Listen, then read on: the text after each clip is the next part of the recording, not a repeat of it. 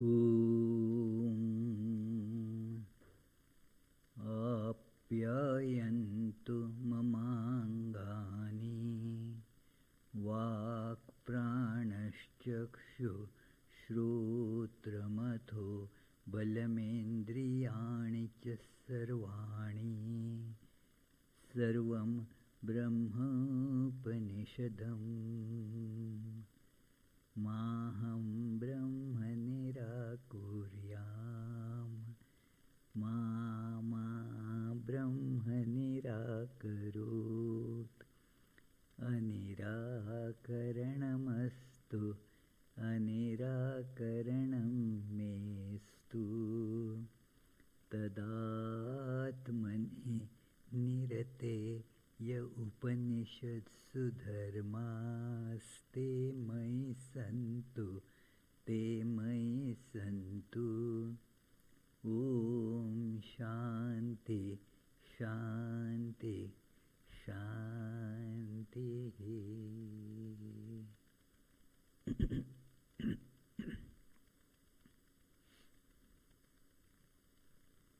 Om. May all my limbs become strong.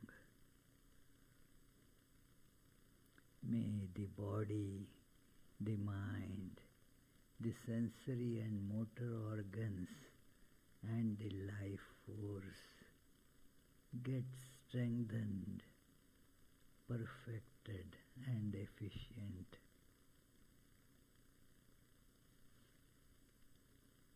All is verily the one without second, ever blissful, ever conscious, existence itself, the Brahman. All is the manifestation of this Sat Chit Ananda existence, consciousness and bliss.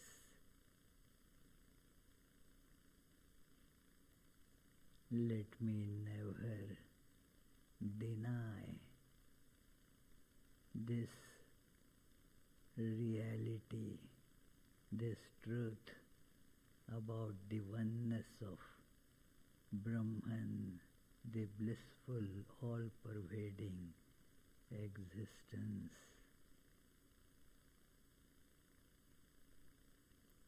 May Brahman never reject me either.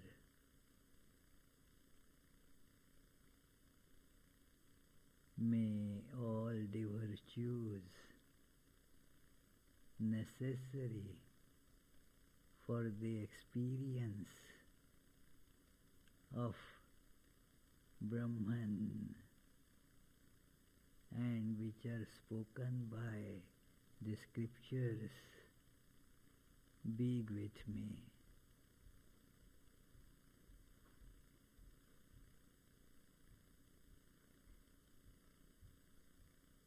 Om. Peace, peace, peace.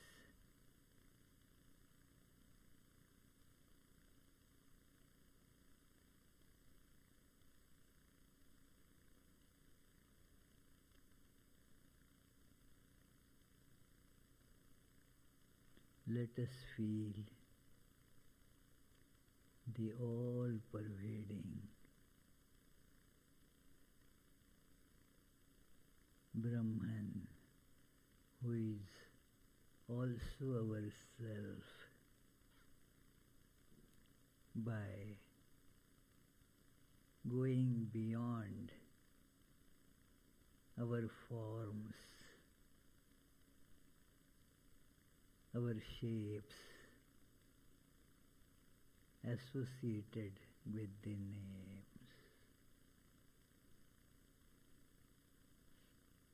Let us imagine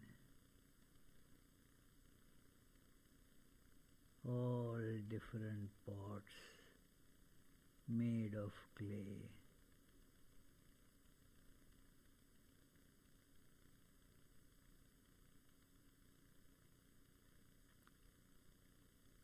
Some are big, some are very small.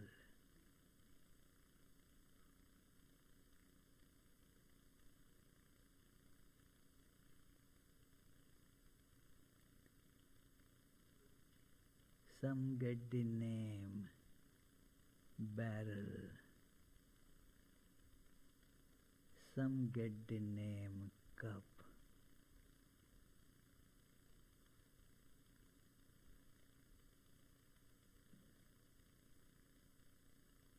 Different sizes, different shapes, different functions,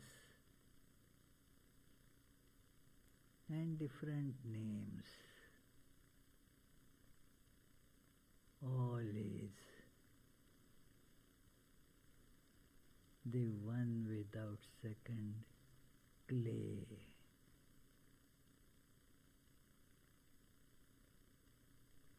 The shapes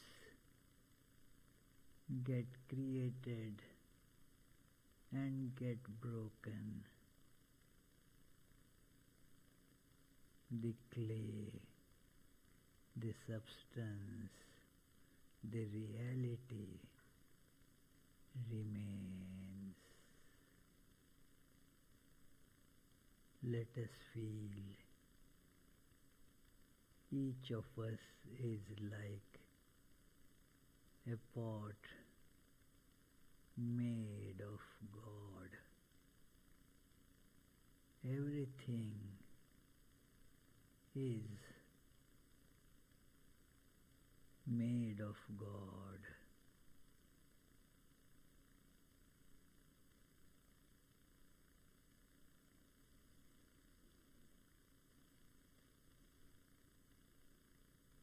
We are one in that.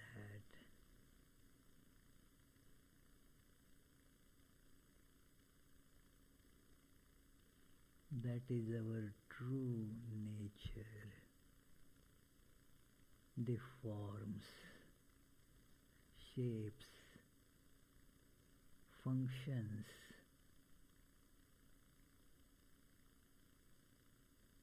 come and go.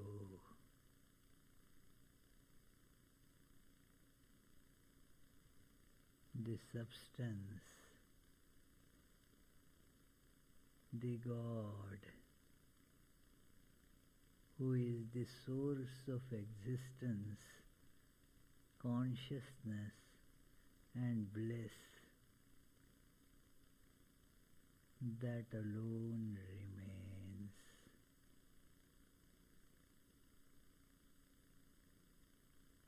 That is our true nature, our true identity.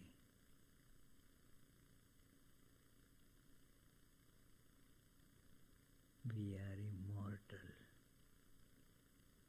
We are infinite. We are perfect.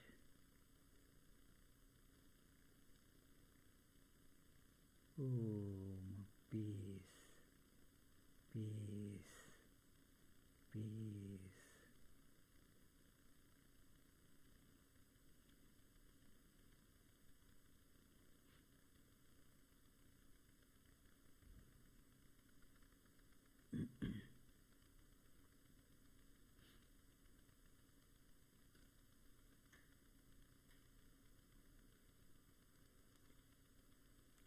So we shall be beginning a different story today from this stories of Srimad Bhagavatam. Today is the 131st class and we are beginning the story of Indra. Let us start with the opening chant. So recite as loudly as you can. Janmadyasya yatonvayati tarata chartheshvabhinyasvarat tene brahmhridaya adikavaye muhyanti yat surayah tejo varimridam yatha vinimayo yatra trisargo mrisha dhamna svena sada nirastakuhakam satyam param dhimahi.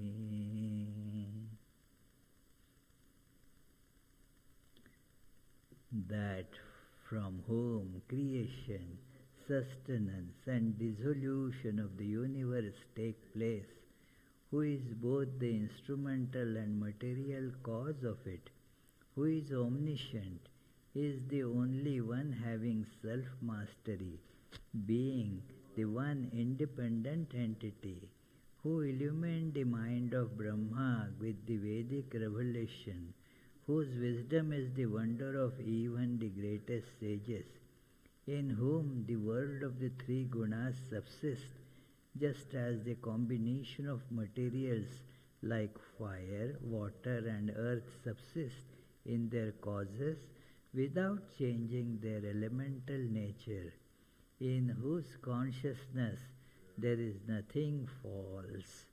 On that Supreme we meditate. This Supreme, the God, the Truth, that is our goal. And meditation means always feeling identified with it. Whatever we meditate upon, whether formally or informally, we get identified with that. So for example, if somebody is meditating, thinking, very powerfully, thinking of, say, political crisis in Ukraine, and then becomes identified with it, as it were, thinks about that, and is in that situation. As the thinking becomes deepened, the person gets more and more involved into it. Somebody is involved in some sports, gets involved to such an extent that the identification happens. But these kinds of meditations do not bring the fulfillment to our life, because these situations keep on shifting and changing, and our love also for those things go. One cannot concentrate all the time on any other thing than God. God, because God is in everything, if we look at the nature of everything, it is God. So one can concentrate on God. But on any other object that you may find fascinated at one time, but will not be able to concentrate on all the time. It shifts here and there. That, like that P.G. Wodehouse story is there, a very humorous story, that after, as it happens in the novels, after a long struggle, being, thrown about here and there, finally the boy and the girl seem to unite. And then the girl holds the boy and says that, "Oh, I want to sit with you like this eternally." The boy probably was a little more practical, and he said, "Oh, I too, but then first I am hungry, I have to go and get breakfast, So it is. So the priorities change. If there is, suppose the fellow goes to have breakfast and sees that there is a tiger approaching there, then the priority is to run away. Now breakfast takes the back seat. So in our life we can see all this happening. And we go to one object with great expectation as if our life just depends on that. That is the only thing that I care for. But then after a little while, doesn't take too long actually, the thing becomes not very important. Other things take priority. I told you the story that was long back published in our monthly magazine Prabuddha Bharat, that Swami was traveling. This is an incident that is narrated there. As Swami was traveling in the train in India, and then he was in what is called the 3-tier sleeping coach. So there were, in a given that cubicle, there were 8 people sleeping in that, 3 these tiers on each side and 2 on the side there, on the passage side. So now the Swami, early morning he got up and saw a wallet was lying on the floor. He kept the wallet with him, and then let everybody rise up, and then when all were woken up and then were seated, then he broke the news. Well, I found a wallet fallen here. Obviously, it belongs to one of you 7 people. Now, whosoever that wallet belongs to, Swamis are sometimes intelligent also, So I said that should tell some identification mark, and then I will give that wallet to that person.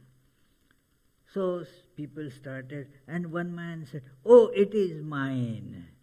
My wallet is missing, it is mine." And then he gave an identification mark that if you open, you see therein a photo of Lord Krishna. There is the picture of Lord Krishna in that.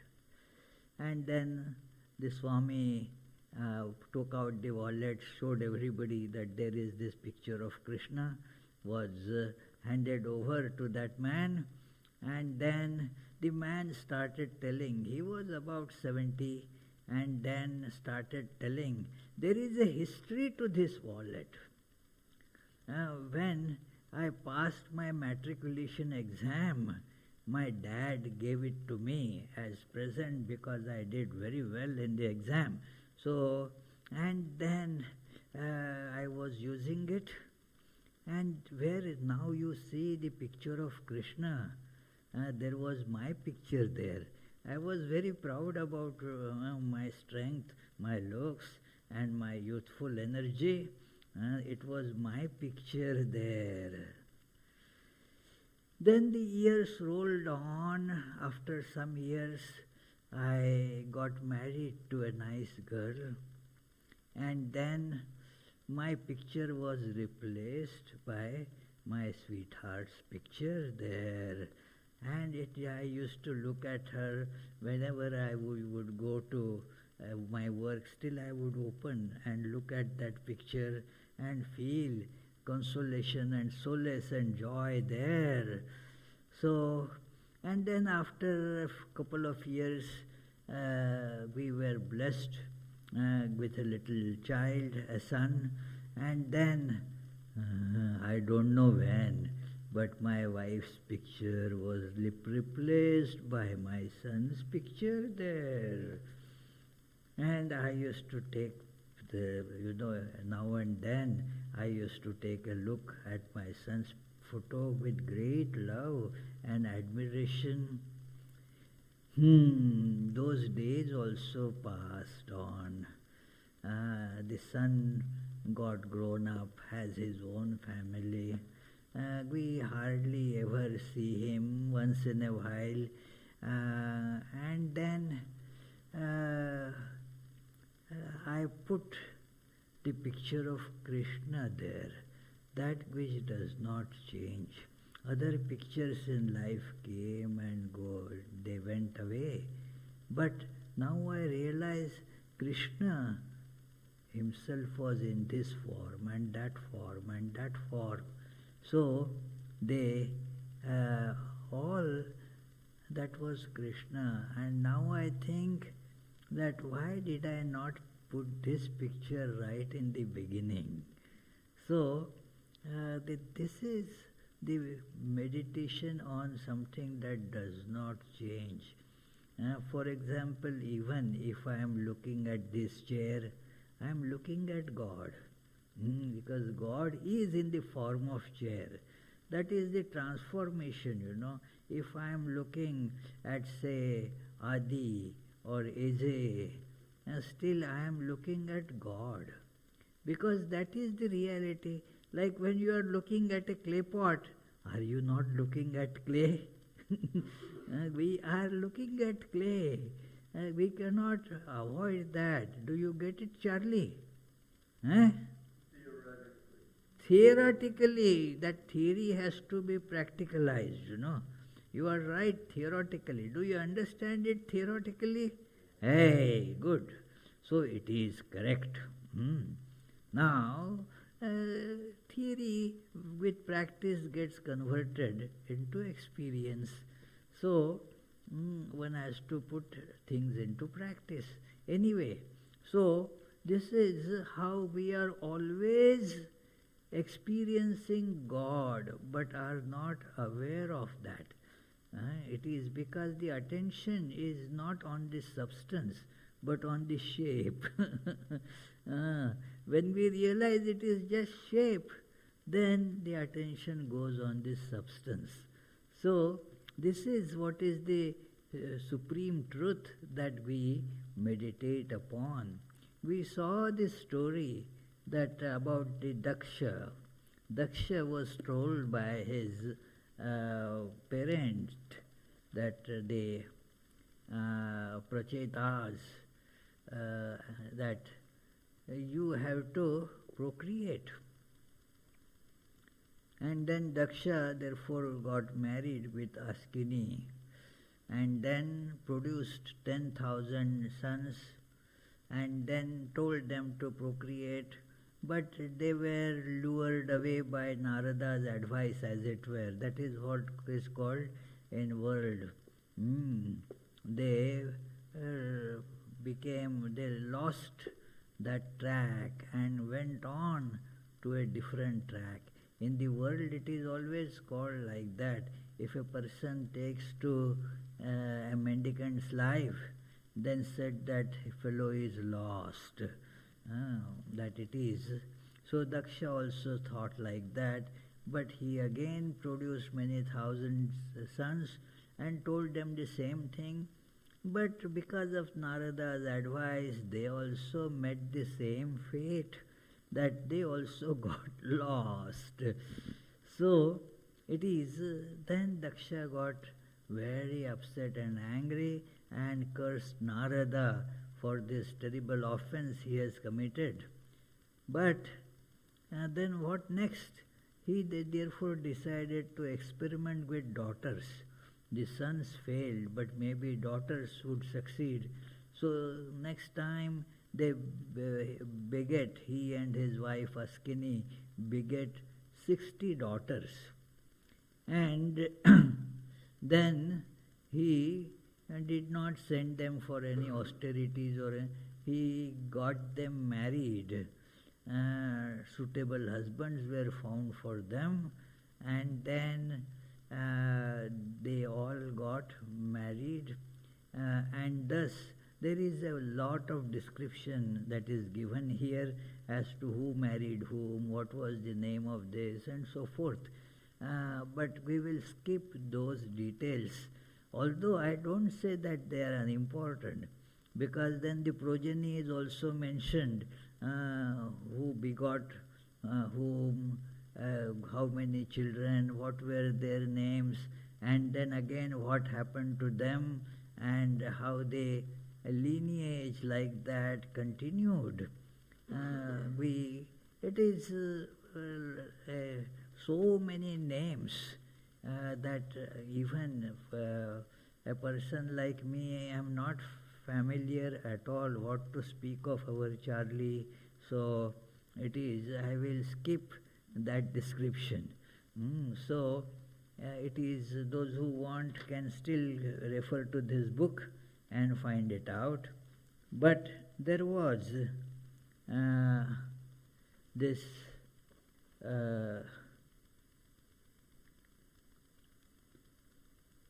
these some of them became very famous.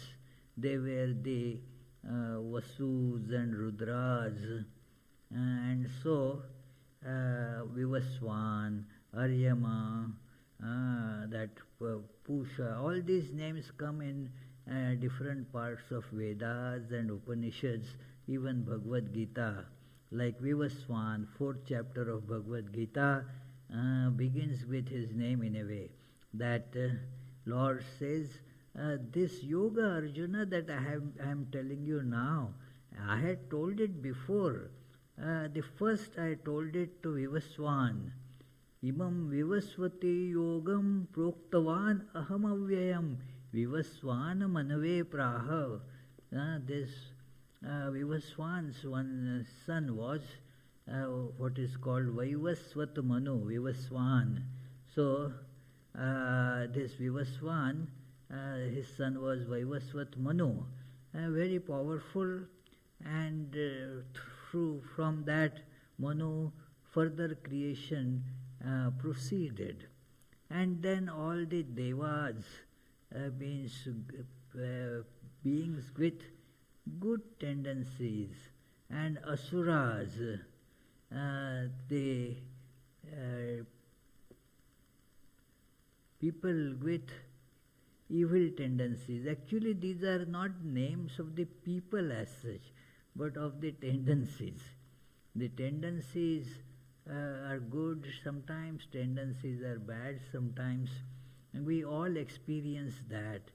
So, all this thing got created as it were from that. And then Indra was the king of these devas, people with good tendencies, and they prospered. They prospered because of the good tendencies. There was no selfishness. Now let me tell you a very illuminating story. It is usually told to children, but even for the grown-ups it is very illustrative. That both these demons as well as devas, they are from the same God. God begets them. It is all part of God's creation. Now the demons went to complain to God, "Hey God, why we are also your children like the devas, but you seem to be partial towards them. You give all good things to them, and we are given all the bad things. This doesn't behove you. You are our father also, and so why don't you give the equal to everyone? We should also be made happy like those are." And then God said, "Look, I give same thing. They know how to use it. You don't know how to use it. Okay, I can prove it right now." Then there was, he said, "I will be giving feast to you all." So, all nice things are being arranged, all delicious things, as much as you want to eat, no problem. And then, sit, who want to eat first? The gods or the devas or the demons? The demons say, "We first." We first, otherwise those devas will finish everything, nothing will be left for us. So we first. And then devas said, okay, what can be done? Okay, God also said, fine, so sit. All sat in a row like that. And then the things were served, and then for that I will have to use my two hands, how to show that as they were about to put food in their mouth, they saw a funny thing. The spoons with which to eat, they were rather long spoons. God said, no, not like that. Let me tell you how to eat. There is a condition. In everything, there is a condition that you have to follow. So even for booking your ticket, there is a box. You have to tick that I agree to all the conditions and so forth. So here also God gave a condition. And that condition will apply to you as well as to devas. What is the condition? Spoon is not to be held like this to eat. The spoon will be tied across your arm like this. And then eat. Now how to eat, the arm has to bend to go to the mouth, So now they could not, they just started throwing here and there, wasted all the food, could not get anything to eat. And they were very much, now let us see what these devas are going to do. They also will meet the same fate. How are they going to eat like this? And then devas also were given the same food, same big, long handled spoons tied to their hand. Now eat. But the difference came right there. One deva fed to the other. You see, the hand cannot bend like this, but then they did like this. And thus everybody got fed. One fed the other. Do you see? Unselfishness. It is. So that is how they get. If you are selfish, you lose. In Swami Vivekananda's great book, Karma Yoga, it is good to read that book again and again. I have read it more than 100 times. And it is so illustrative that one chapter there is that in helping others, you help yourself. So that is what makes you a deva, a good tendency to help others. And this is a very simple story, but see how illustrative it is. That thus these devas became conquerors of 3 worlds. So their leader Indra, and then all these became very prosperous. Indra became the ruler of all the 3 worlds. All the result of great good tendencies in life. You thus enjoy the life here, you become prosperous, and all that comes by preserving and nurturing the good tendencies. Now, what happens?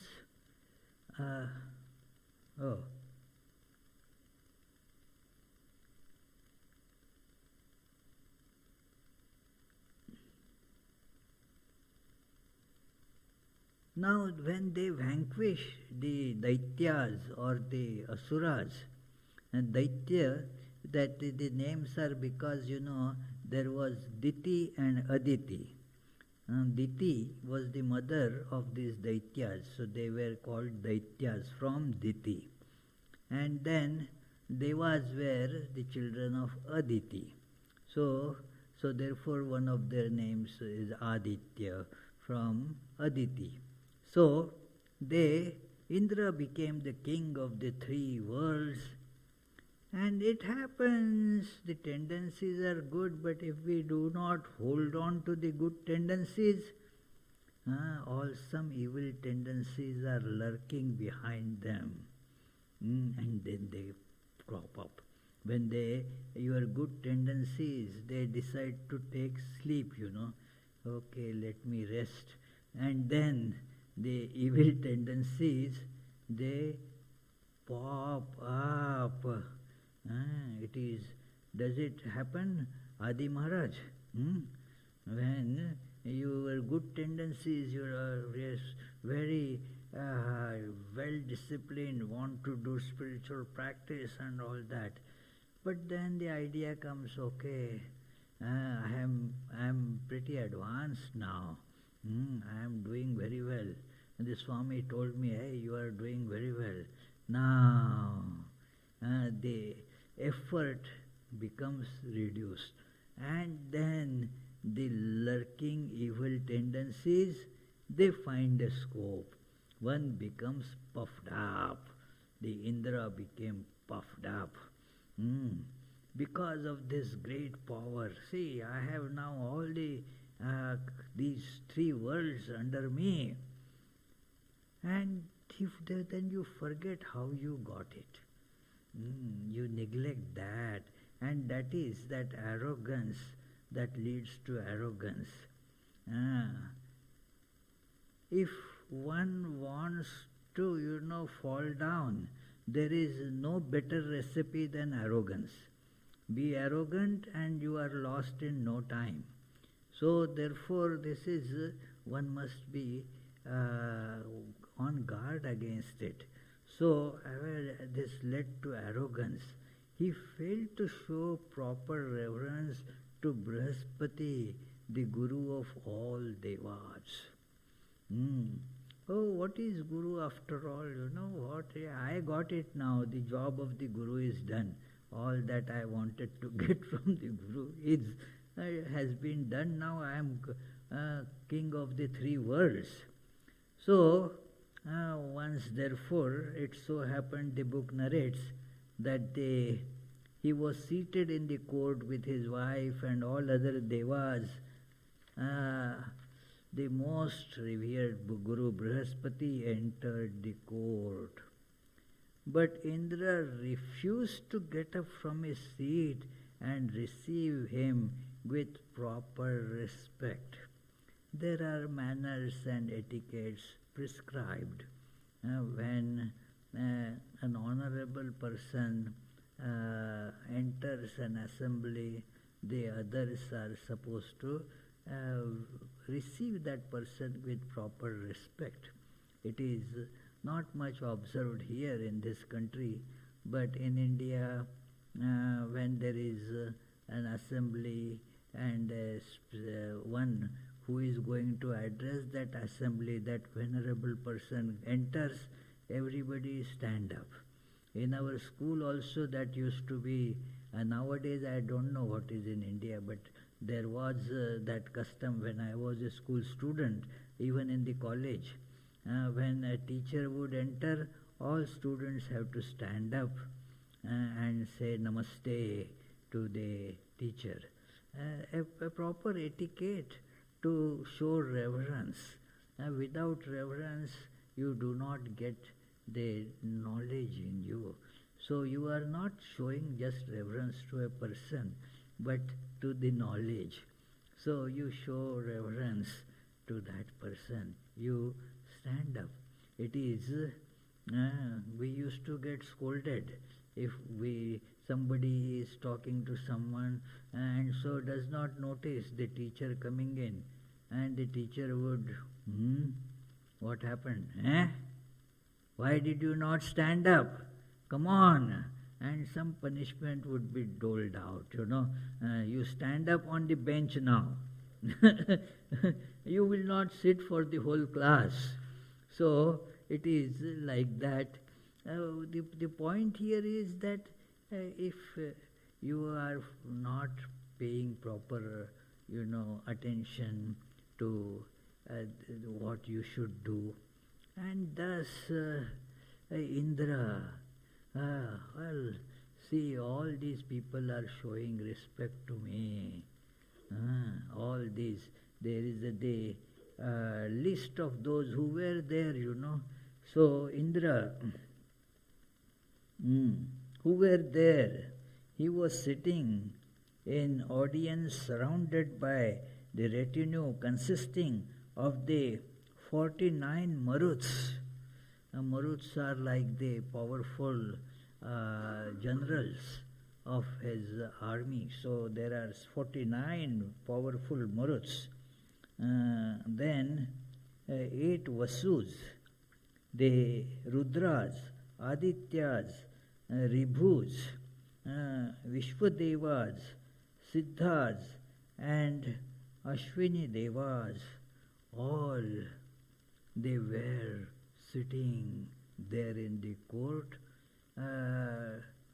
very reverential to their king, the Indra. Naturally, see, it is no wonder that Indra would feel a bit proud, puffed up. See, I have such a great people are paying their obeisance and respect to me. So one gets puffed up, So, but even Indra gets puffed up. All virtues there, but we have to be always on guard, even after having virtues. So imagine what would be our condition if we are not on guard. So the Guru gets disrespected, and thus the Guru vanishes. The Guru is in our heart, in our, within us, and then bids adieu to us. That because you don't want Guru anymore, obviously. So it is.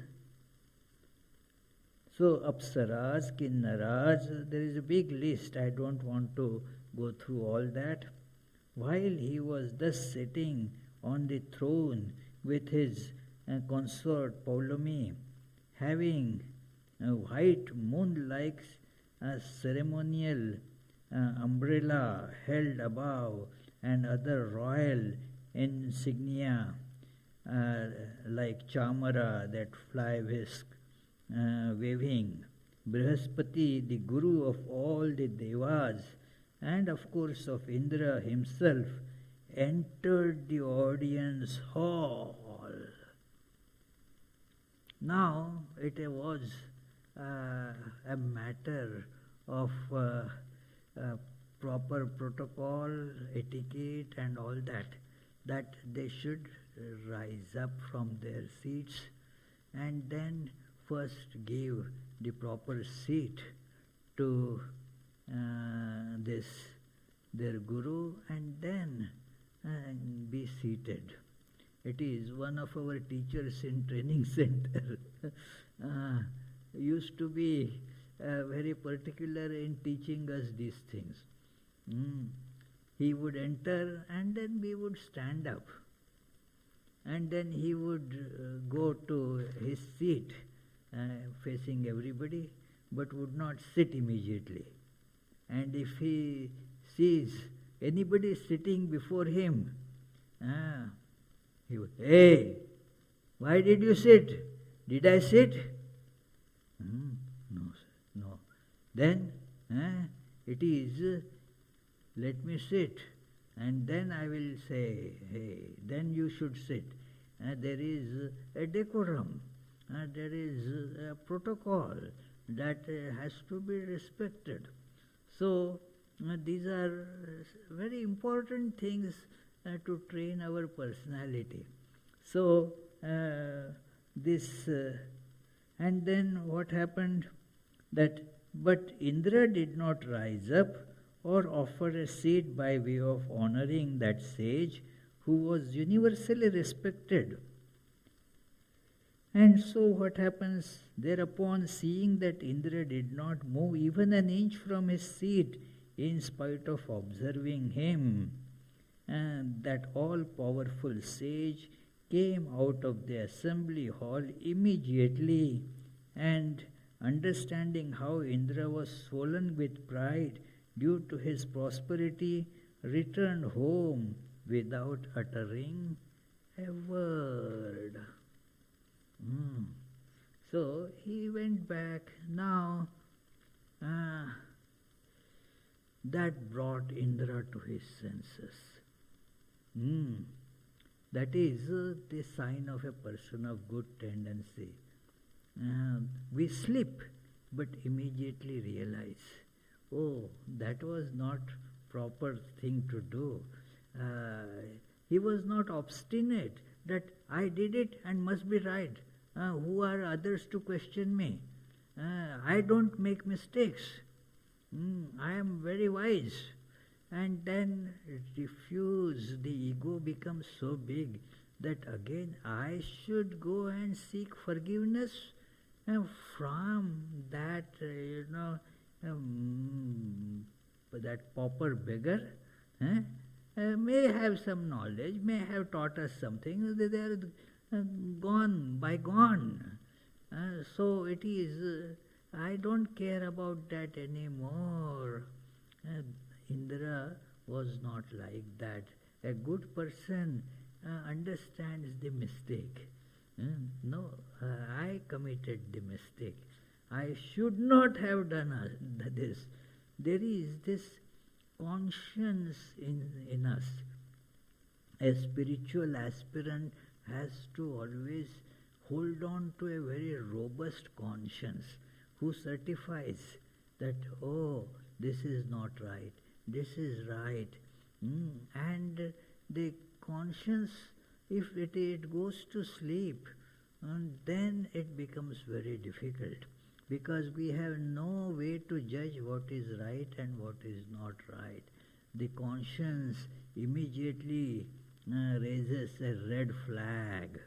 Hey, it is that like at the airport, your bags go through that scanner, or you also have to walk through that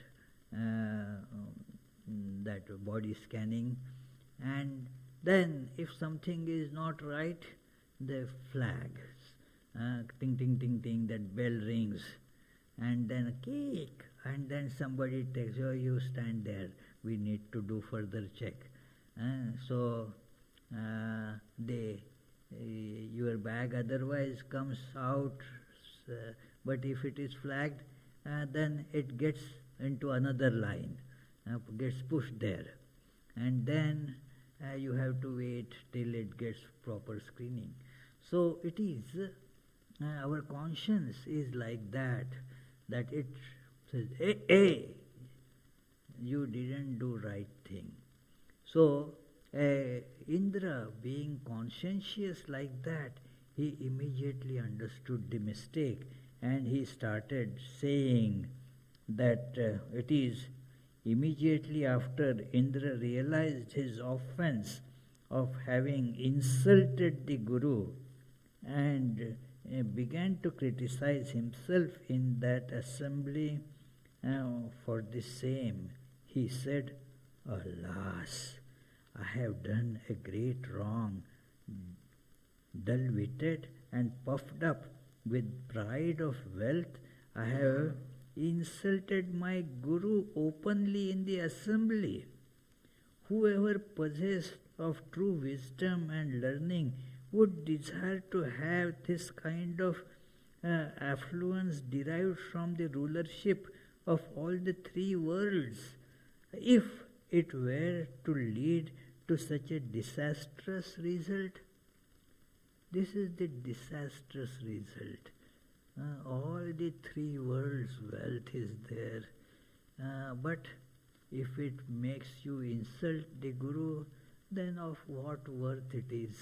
There is a beautiful hymn of Shankaracharya, Guru Ashtakam, that is 8 stanzas to Guru, and there he says that you may get all the kingdom of the three worlds, you may be greatly applauded and lauded by millions of people, but if your mind is not on the lotus feet of Guru, of what avail it all is? Guru Rangri Padme Manaschena Lagnam Tatakim, Tatakim, Tatakim, Tatakim. What is that keeps on repeating Tatakim? Of what avail is all this? So this is Indra started feeling this, that of what avail? Those who explain away this offense, this is an evil tendency. What does it matter? They say, the Guru should have seen that there are some empty seats, could have gone there and sat there. Why should Guru take an offense? It is, one may try to justify one's actions. There is this tendency is also an evil tendency. Instead of correcting me, correcting myself, I start showing the faults of others. That, and they are also like that. Everybody does like that. Oh, well, that is not the question. It is, this becomes the tendency. So Indra immediately said that, no, this should not be done. Those who explain away the offenses by saying that a king sitting in audience on his throne need not rise up to honor anyone. And then because the courtiers, they say, oh, king, you are not at fault. You should not be doing like this. You are the king. You need not show respect to anybody. No, that is not the case. So he says that it is, if you disrespect the Guru, he says what it is, then we will sink down instantly to our destruction, like men trying to cross the sea on a slab of stone, mistaking it to be a boat. So it will not take us anywhere. We will sink. So this is, Indra realized this. So without any obstinacy or reservation, I am going to placate that learned teacher of the Devas by touching his feet with my head. So it is, so this is how a good person, the good tendencies prevailing, one sees that I need to change myself. I should not be obstinate. We make mistakes, no doubt. We have faults, we have blemishes. But then the job is to overcome them and not to justify them. One should not, these two ends happen, that one becomes depressed and morose. Oh, I am so bad. I have done so many bad things. No, that is also wrong. Just to keep on cursing oneself for what wrong we did, that is not of any help. But knowing that this is something wrong that I did, you have to take immediately what is called course correction. Go to the right course. What do you do, Prithvish, if you are driving and you realize that you should be going west and you are going east? Then you start crying. What will you be doing? Make an about turn, go on the right direction. That is what Indra wants to do. Do not keep on saying, I am a sinner, I am a sinner. That is a completely wrong thing to say. It is psychologically wrong, factually wrong. You are not a sinner. Sinner is because you were not holding on to divinity. That is the sin. So, now hold on to divinity and that sin will disappear. So, But Brihaspati decided that let them come to their senses. All these, that let them understand there is a term called prayashchitta, means some repudiation of that sinful action needs to be done. Some penance has to be done for that. It is not just, we made a mistake. You should really feel repentance for that. So, Brihaspati, it is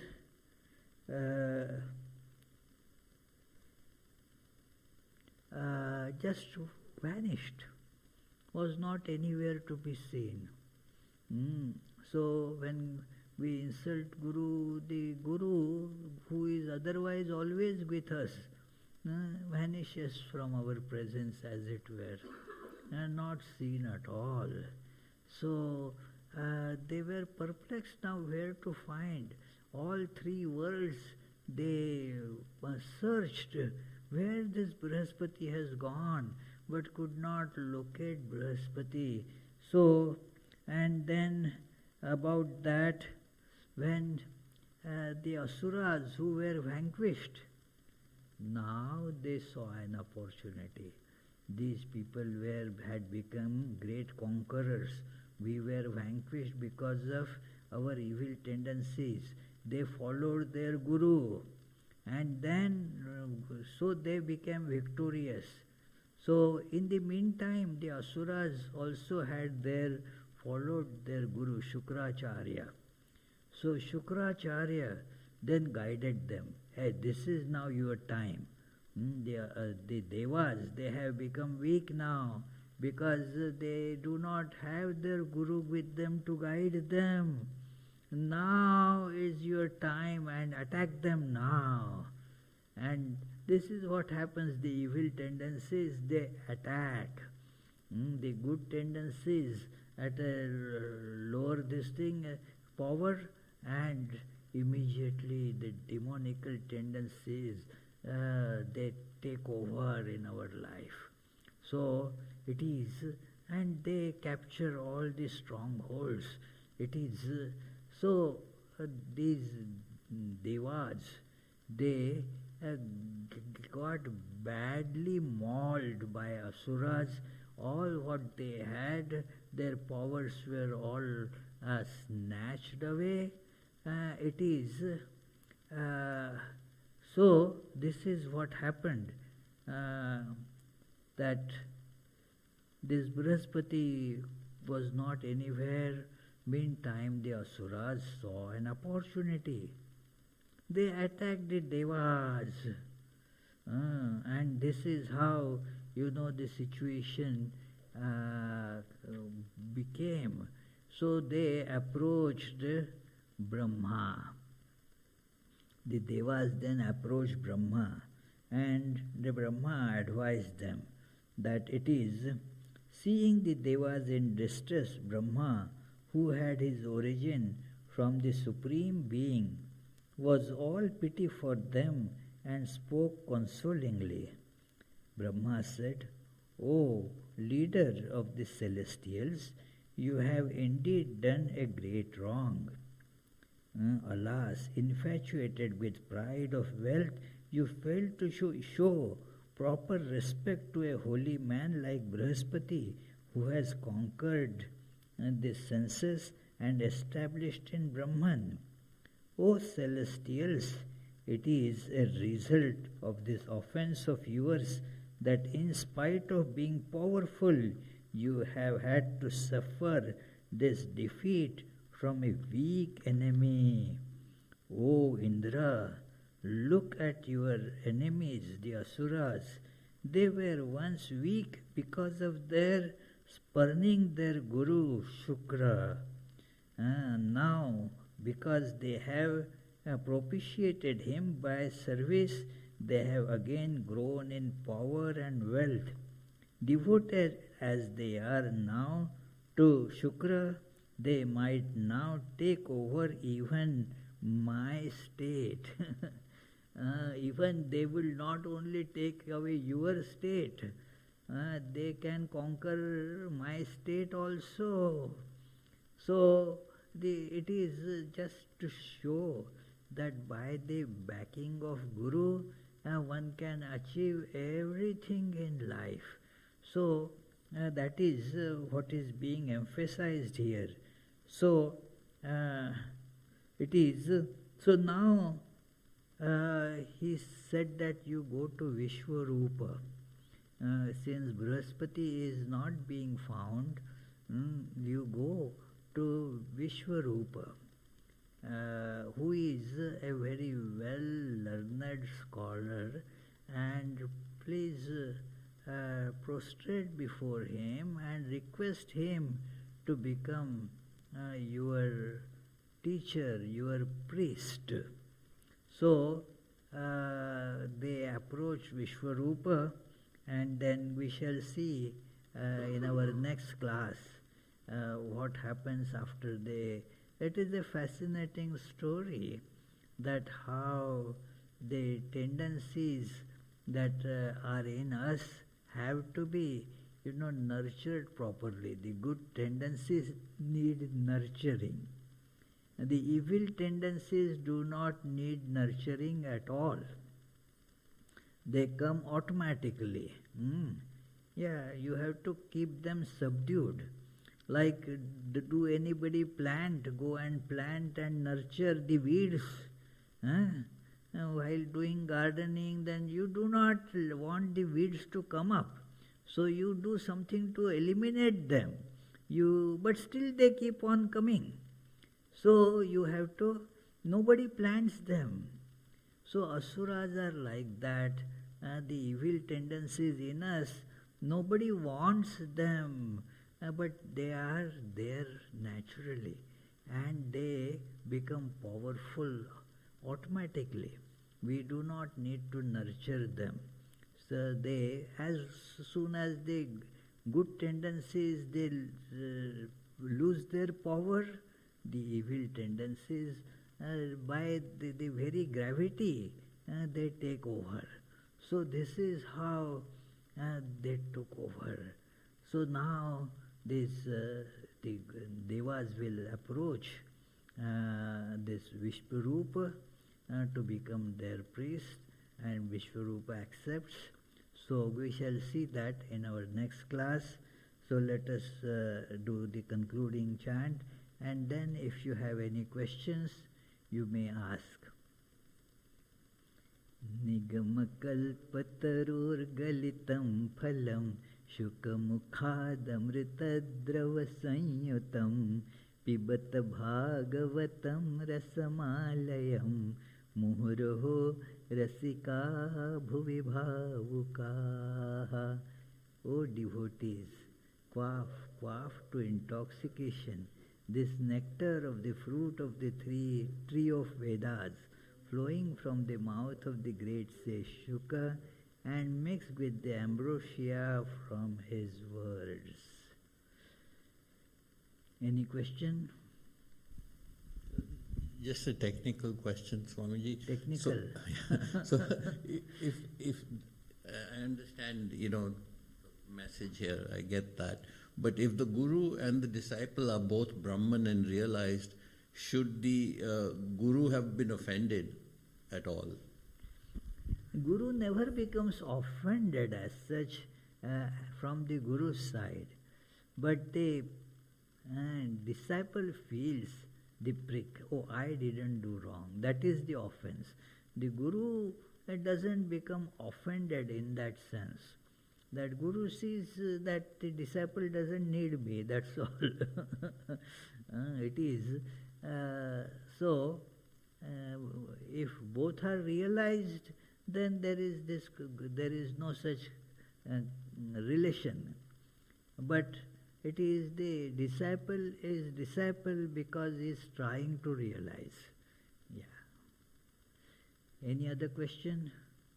Any question up there? No question. Thank you. So, Oh, Abhijit has a question. Oh, he rarely has questions anyway.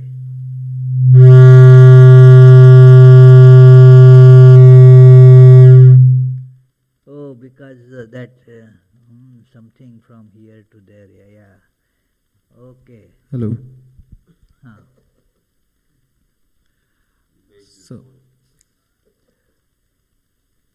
So the Bhagavatam is relatively a new text, right? So Yeah. is it a compilation of the ancient stories? What are the source of this? These stories. Nobody speaks of the source as such, but the Vedas, the Upanishads, and Bhagavad Gita, they are the source. That relatively new text is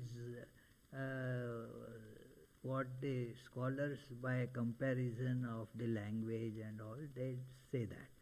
There is Bhagavatam itself doesn't say that it is an old text, it is a new text. Bhagavatam itself says that it has come from God. It is that it was Shankara was telling this to Parvati, and then Shuka got it, and then Shuka is narrating to Parikshit. Then this narration was heard by Suta, and then Suta is telling to others. When Shuka was telling to Parikshit, there were thousands of people assembled. One of them was Suta, and he is narrating it to others. Then there are the sub-narrations, but it is the eternal story. So therefore it is it might be by the some other type of evidence we know that it is a comparatively modern text. So it is a lot of things are, as we said, these names are all in the Vedas. That Tvashta, Vivaswan, this Vishwarup, all these are the names, and we get that in our regular chanting. That, for example, we chant Shanno Mitra Sham Varunaha, Mitra Varuna, Shanno Bhavatyariyama. Aryama is one of those. And then it is all in this Devi Sukta, you have all these names, Tvashta. In Rigveda, Devi Sukta from Rigveda, Tvashtaram Utapushanam Bhagam. So Pushan is that there, the word there, Tvashta is the word there. So all these are from Vedas, yeah. So the stories are all ancient, but is it a modern compilation? Could be, this is, there is no end of the speculations about it. There are so many theories that there is some believe if we go by this book, Tapasyananji, he has also given many different ideas and theories, and he himself feels that this, in the essence, this text was available at a very ancient time. Yeah, so who knows? I don't really have much scholarship on that. Sorry. Any other question? Okay, then let us conclude with the closing prayers. Mukunda Madhava Govinda Bol, Keshava Madhava Hari Hari Bol. Mukunda Madhava Govinda Bol, Keshava Madhava Hari Hari Bol. Hari Hari Bol, Hari Hari Bol. Krishna Krishna Bol, Krishna Krishna Bol. Krishna Krishna Bol, Krishna Krishna Bol. Mukunda Madhava Govinda Bol, Keshava Madhava